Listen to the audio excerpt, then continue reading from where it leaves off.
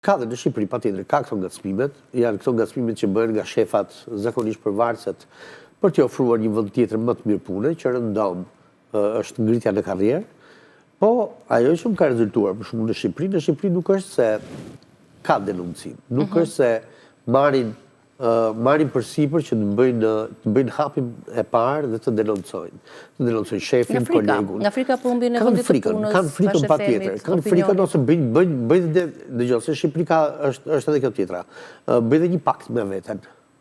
Në djallë të shkoj, thot, do ta bëj për të arritur... Për të rritur aty ku dua në karrierë. Për të aty ku neve duam. Duhet marrësh edhe anën tjetër të medaljes, ke dhe gazetar, si puna ime për shumë, që e kanë denoncuar si rast, kanë denoncuar rastet të tilla. Kanë nxjerrë në pa çfarë ndodh, emra, prostitucion, luksi, të tëra këto, pjesën e eskortës së luksit, si funksionon tamam në Shqipëri. Kush janë pak a shumë pa emra, po kush janë Epsteinët shqiptar, kush janë ta tutorët në thojza. Dhe vjen puna pasaj që ti do të marrësh përgjigjen atë që nuk ka marrë në 10 orë, ku u rra barbarisht dhe u hodha për i vdekur në rrugë, apo që jo më larg se përpara 2 javësh mu lag shtëpia me benzinë për të më thënë mbyllë gojën, apo që një X media tjetër po më sulmon për ditë duke dashur për të më prishur imazhin mua.